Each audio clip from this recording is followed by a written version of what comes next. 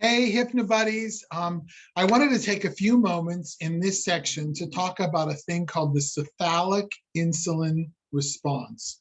Cephalic meaning your brain, and then insulin, of course, your pancreas, and why it's an important thing. Let's just think about why artificial sweeteners might be a problem.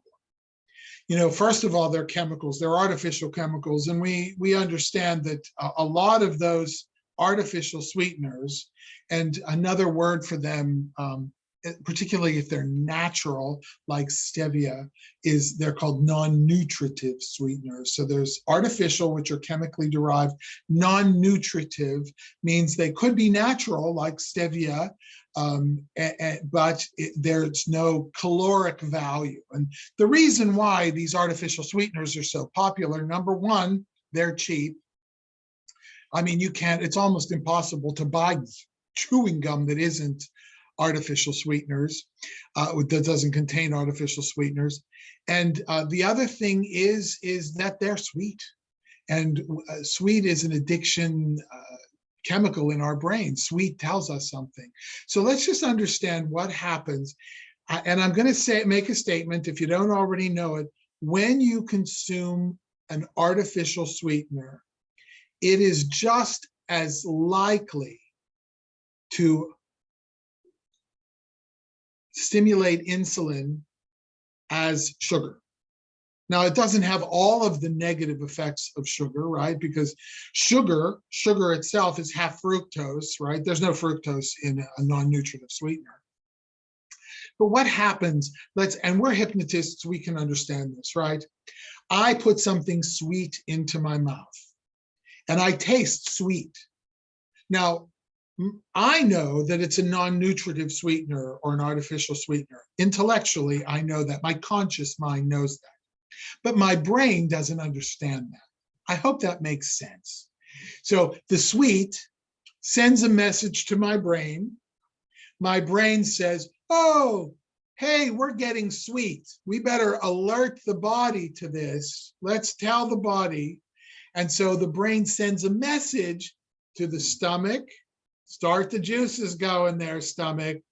Pancreas, hey, get ready. We've got sugar coming. So get ready. That means we're expecting blood sugars to go up because we got sweet. Get ready, pancreas. And then it also sends a message to the liver that says, get ready, because we've been insulin resistant and excess glucose usually. So you have to get ready for this, liver. And the liver then stops if it's involved in gluconeogenesis. So a Diet Coke is not something we drink while we're fasting, by the way. It stops gluconeogenesis and gets ready for excess glucose. Now, what happens when whatever you consumed with that artificial sweetener hits your stomach and there's nothing in it? It's just chemistry. Your stomach says, hey, what gives here? The pancreas has already started increasing insulin and realizes that it's doing something wrong. Like something is wrong here because there's no sugar, there's no glucose to fight. And then the liver, of course, is waiting, stopped gluconeogenesis. So now these three organs are confused. Hey, they send a message back up to the brain. Where's the sugar you promised me? Where's the glucose you promised us? We got ready for it. You told us to be prepared for it. Where is it? Now the brain, which is not your mind, the brain is saying, what the heck? I don't know where it is. And so what it does is it starts triggering cravings for things that will supply just that. So when your brain you start thinking about bread, potato chips, pasta, candy, cookies, you can't get away from it. And it goes back and forth, back and forth.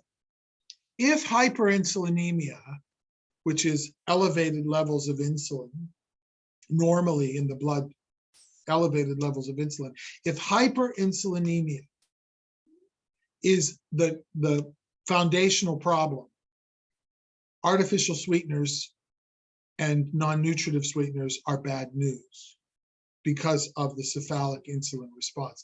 It might make you feel like you've eaten something sweet, and that's why people like them, but they're really counterproductive. So just remember that it's a communication between the brain and the body, the brain and the body to the brain to the body to the brain, and the cravings start. So cephalic insulin response. Now let's take this idea, this concept of the relationship between the brain and the body, and go one step further. We teach our clients to avoid saying, I am hungry, to denote, or we want to increase the distance between them and their hunger, right? So if I say I am hungry, I'm identifying with that condition. But if I say I feel hungry or I feel hunger, there's just a little bit more distance, a little bit less urgency.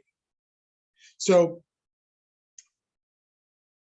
that little psychological game can be quite valuable. And of course, we can reinforce that in hypnosis. But think of it this way.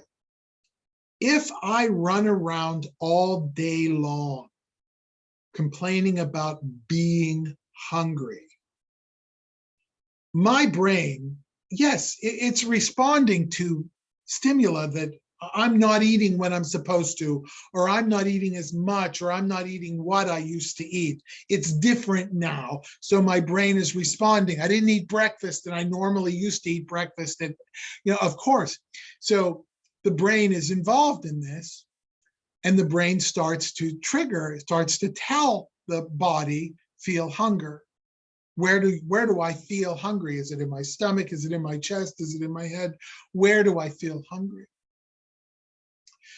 If I'm running around and I'm starving myself and I'm telling myself I'm starving, what do you think that's going to do to the automatic functions of our body?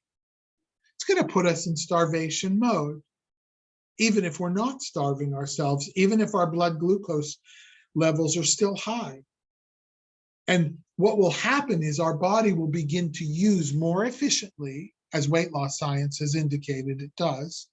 Our bodies will begin to use energy more efficiently, and therefore cause us to slow down in the changes that we're expecting. So this is kind of critical. It's like the cephalic metabolism response. Let's coin that phrase.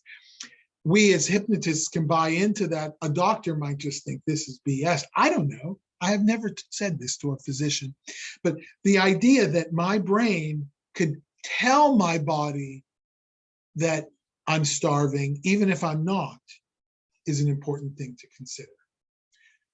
The brain, the mind, the thoughts, conscious and unconscious. Now we know what to do in hypnosis to help our clients with these issues. Thanks so much. I'll see you in the next video. Bye.